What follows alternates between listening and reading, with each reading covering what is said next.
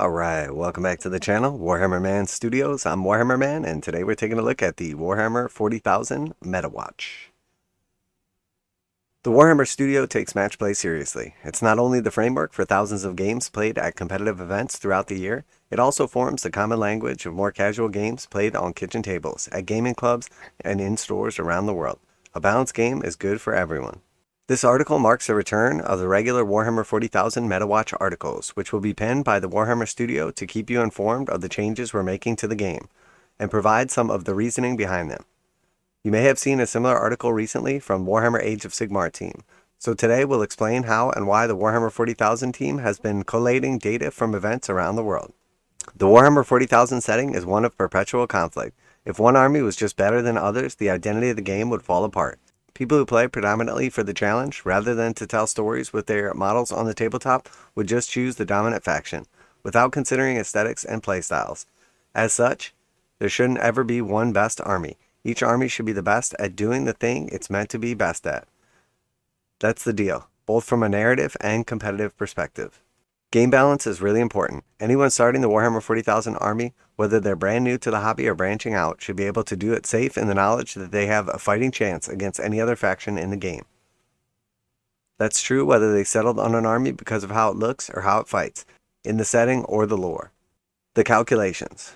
When assessing balance, we use an army's win rate as a key metric, which, just like it sounds, is how many of their games they win. If an army has played 100 games and won 50, they'd have a 50% win rate. That would be great, optimal in fact. In an ideal world, each army would have a win rate of exactly 50%, but ideal worlds don't exist in the grim darkness of the far future, where they are mostly on fire and being invaded by monsters. Therefore, we afford a margin of error of 5% either way in the data we collect, and aim for every army to win rates between 45 and 55%. If it's higher, it suggests the faction is overperforming relative to the rivals, and if it's lower, it suggests they are struggling to keep up. There are posters printed regularly and displayed on the Warhammer Studio to show each faction's performance, as well as the overall trends in the game. This is the metagame, the state of Warhammer 40,000 as a game beyond each individual match. Influencing the trends to keep all the armies as close to 50% as possible is how we as rules writers get to engage with the game even when we're not rolling dice. The data. Here's the latest data, gathered from over 100,000 games played using the Warzone Nephilim mission pack since its release in June this year. Alright, so we have our factions, then we have our win rate percentage. So we have a pretty nice balance. The highest is 59%, the lowest is 39%. So we have Tyranids on top with 59, Harlequins with 58. They are the only outliers that are over the 55%. And then we have at the bottom Adeptus Astartes and Adeptus Mechanicus, both at 39. And they are the only two that are below the 5% margin of error. So we see obviously Tyranids and Harlequins a little overtuned, and Space Marines and Adeptus Mechanicus a little undertuned. So that being said, let's take a look down the list. So we see Tyranids at the top, Harlequins are next, 59 and 58. Then we have Ynnari at 55, Adeptus Sororitas at 54, Necrons 54, Chaos Demons 54, Adeptus Custodes 53, Chaos Knights 51, Imperial Knights 51, Drukhari 51, Asuryani 51, Chaos Space Marines 50, Tau Empire 50, Orcs 49, Thousand Suns 49, Blood Angels 48, Eldari 48, Death Guard 47, Genestealer Cults 47, Grey Knights 46, Space Wolves 45, Astra Militarum 45, Dark Angels 45, Adeptus Astartes 39, and then finally we have Adeptus Mechanicus at 39 as well. So obviously the main outliers are our two top performers and our two underperformers. And we see that in order to just get back into the range, the underperformers need to go up by 5 points. In order to get back in the range, the top performers need to go by down by 5 and 4. 4 and 3 respectively. So not too bad to see two outliers on the high end and two outliers on the low end. I think it's important to look at the relative release date of the codex. So Tyranids, obviously one of the most recent codexes. And then obviously Harlequins / Ynnari, again, recent codex as well. And then obviously the Votann, they were saying, was play tested very much with the Tyranids and the Eldari. So very, very interesting to see that. Now we do see obviously that demons got their new codex recently. Chaos got their new codex recently. We see both factions of knights got their codex recently. Most of those are up towards the top. Well, it's curious, honestly, because we don't see all the new books at the top. I mean, I'm interested. Something like Tau Empire kind of surprises me to see it right smack in the middle. It definitely tells you that a lot of people probably see how well Tau performs and then pick up that army thinking they're going to perform as well, and they just don't have the tactics or experience to be on that level. Because to see Tau right smack in the middle is very, very surprising. Very, very surprising. I suspect that those are skewed by probably a lot of Tau players. You know, what other ones? You know, obviously we see Tyranids at the top. That's a real popular army. They were just nerfed quite a bit and still overperforming. So very interesting. And then, you know, relative on the other end of the spectrum, we have the Adeptus Mechanicus at the bottom at 39.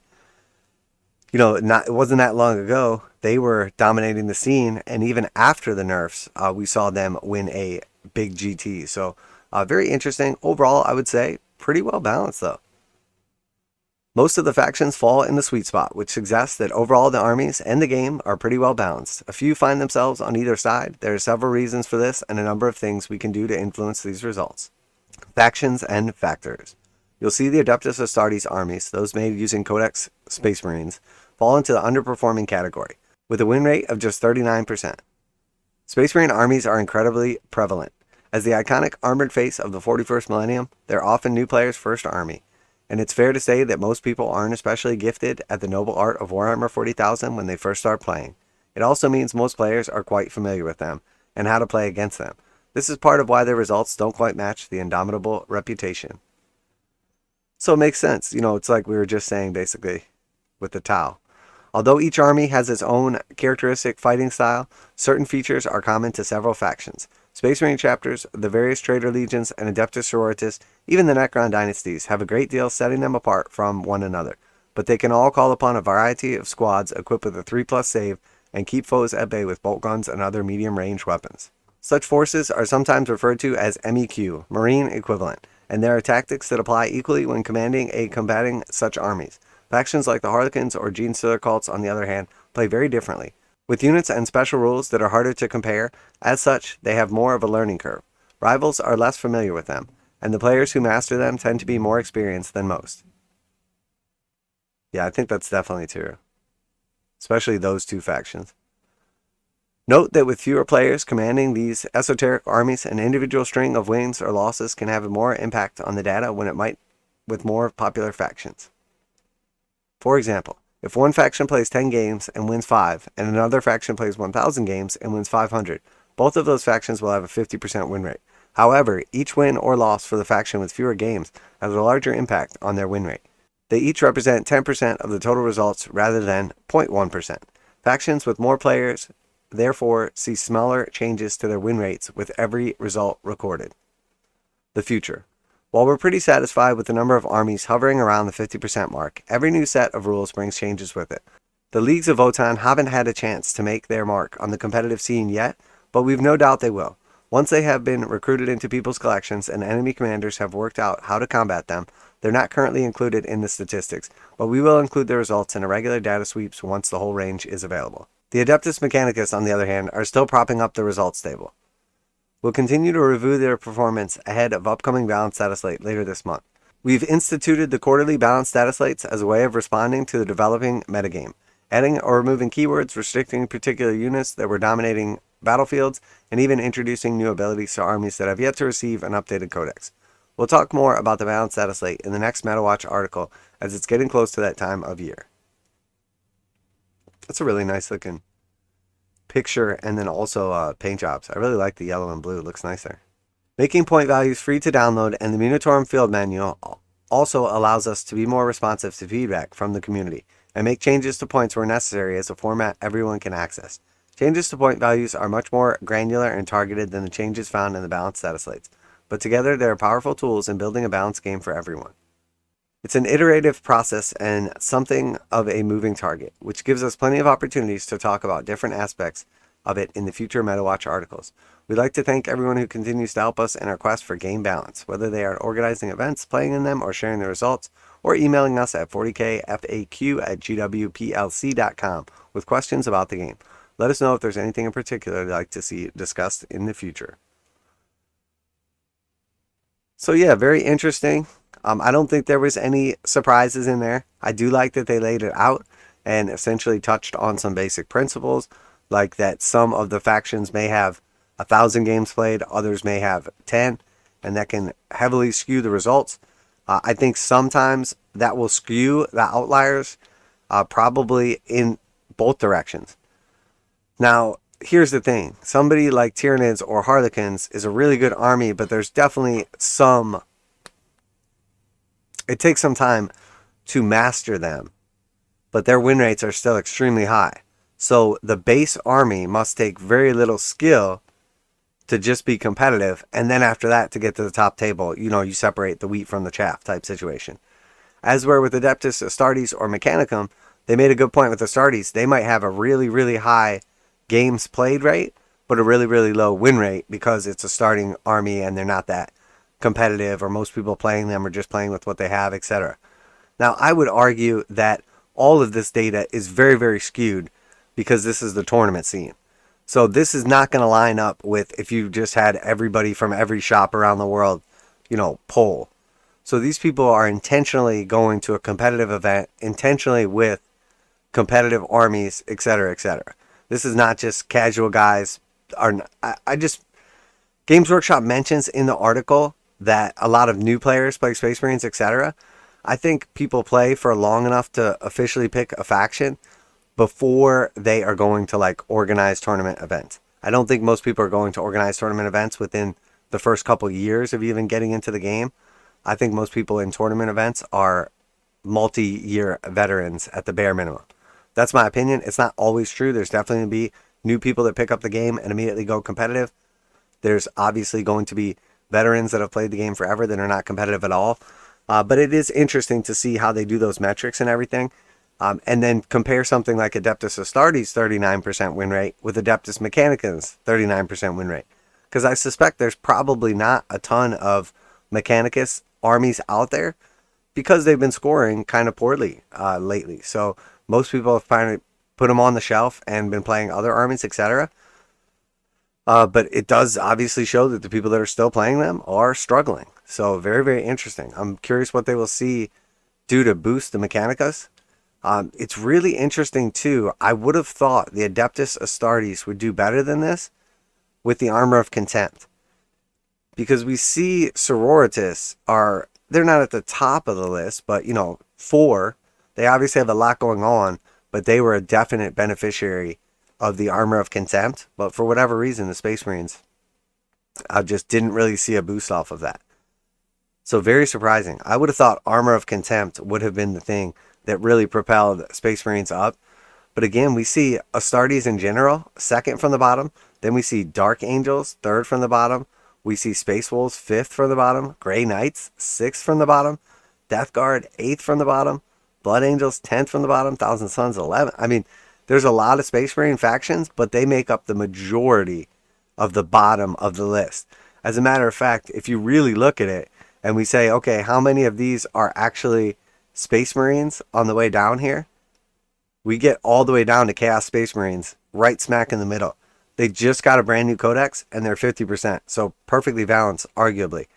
Every other Space Marine faction, including individual codexes like Thousand Sons or Death Guard, are in the bottom half of the list, and that's every Space Marine faction. That definitely tells you that Armour of Contempt, while it is good and definitely makes a difference, did not really change how Space Marines stack up. So very, very interesting.